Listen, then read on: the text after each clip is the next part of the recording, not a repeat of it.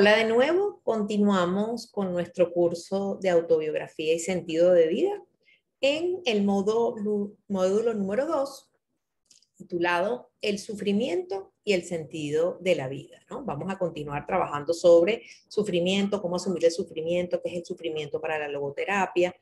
Entonces vamos a hablar de sufrimiento, desesperación que podemos tener en algunos momentos y sentido, ¿no? La gran prueba que nos pone el sufrimiento que nos toca a cada uno en la vida, ¿no?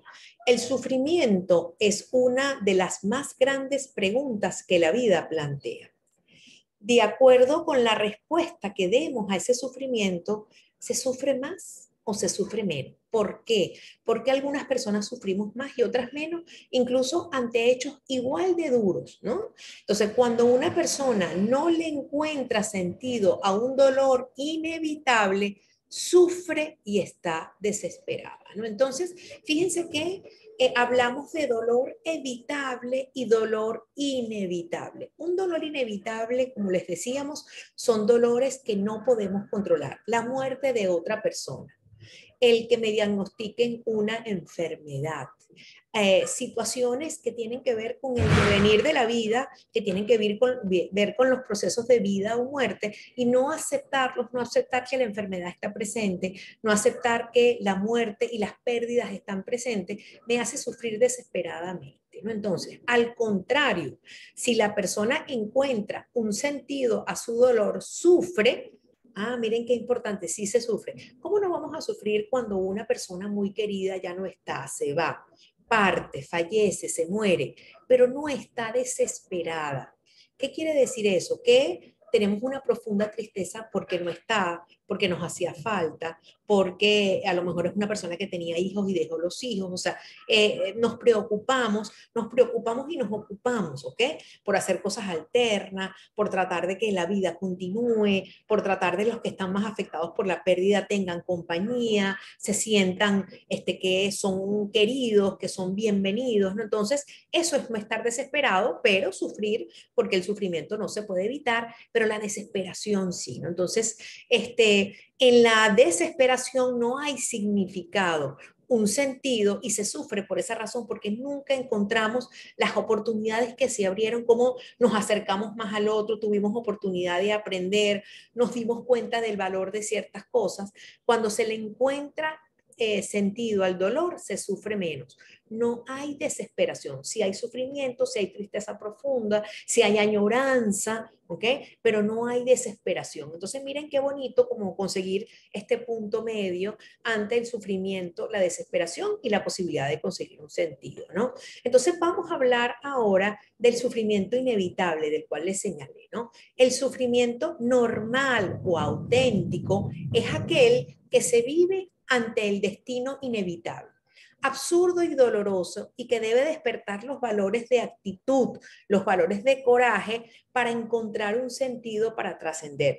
Si se perdió algo importante, si me diagnosticaron una enfermedad, si ahora tengo una limitación física que antes no tenía, pues entonces le encuentro sentido para entender más a las personas que tienen algún hándicap, le encuentro más sentido para yo poder enlentecer un poco mi vida que era acelerada y esta limitación ha hecho que yo me tenga que desacelerar, y entonces es la oportunidad para desarrollar tolerancia a la frustración, sobre todo cuando somos personas activas, exitosas, inquietas y tenemos que cuidar a alguien que está enfermo, tenemos que limitarnos por alguna enfermedad, pues aprendemos a desarrollar tolerancia a la frustración, y eso nos hace vivir después con muchísimo más aprecio de las cosas que pasan, con muchísimo más capacidad de indagar y apreciar en la vida. Entonces, después tenemos que es muy importante aprender y nos ayuda muchísimo para lidiar con la vida, que es el sufrimiento evitable. Sufrimos muchísimo por cosas que se puede evitar el sufrimiento porque simple y llanamente tenemos a veces expectativas muy altas, somos unas personas muy perfeccionistas, somos unas personas que queremos que todo nos salga bien, y entonces sufrimos porque el trabajo no nos quedó perfecto, porque no obtuvimos la mejor nota, porque la casa no está exactamente, perfectamente ordenada como yo quiero, entonces eso me hace tener conflictos permanentes. Entonces ese es el sufrimiento evitable.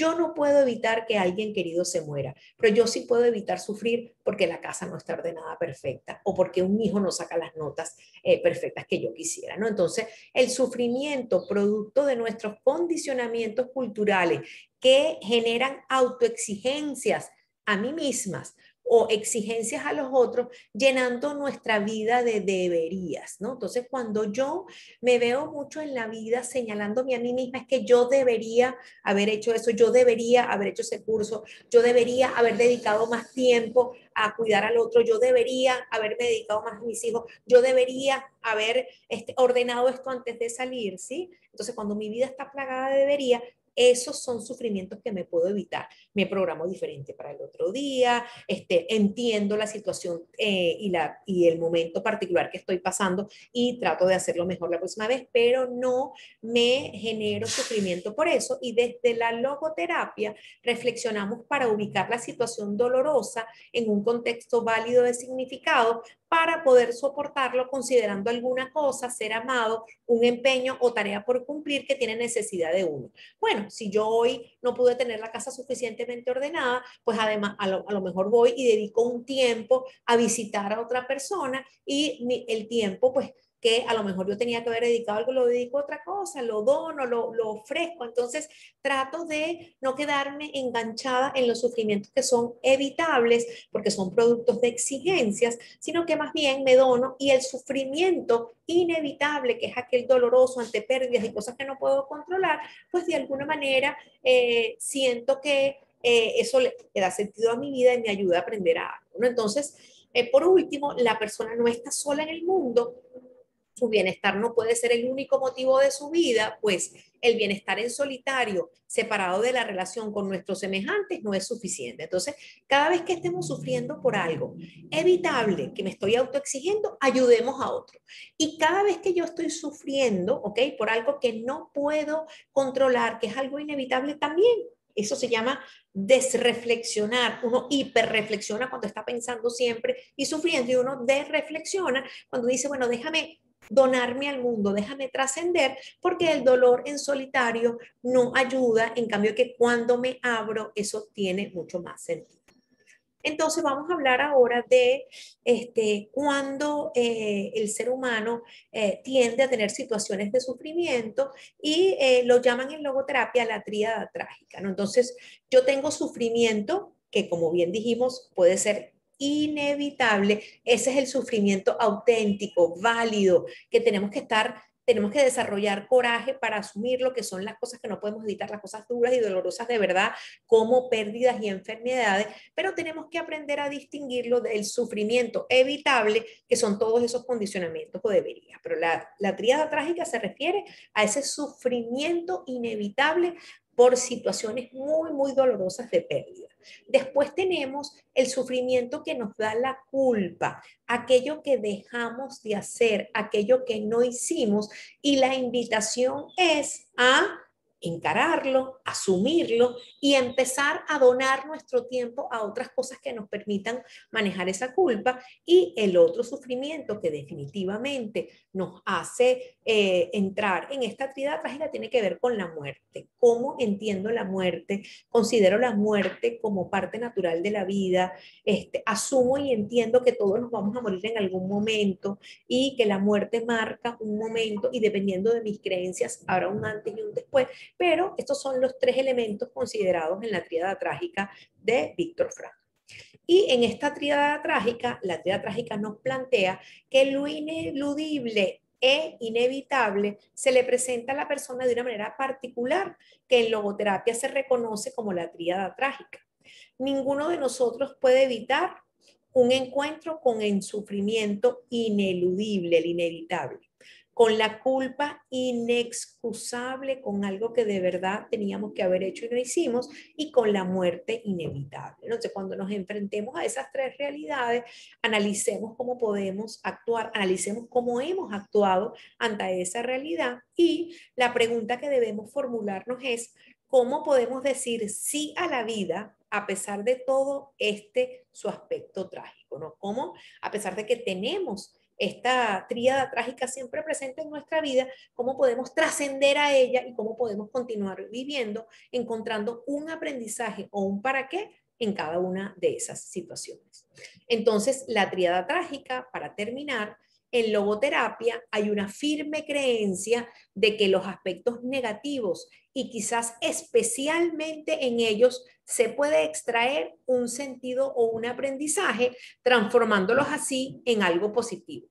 El sufrimiento en servicio, la culpa en hacerlo diferente la próxima vez en cambio, y la muerte en acicate para la acción responsable. O sea, cuando tenemos a alguien cercano que fallece, pues la muerte dice, qué interesante la vida de esta persona, qué interesante todas las cosas que hizo, qué interesante como yo pudiera entonces también aprender de él y hacer otras cosas.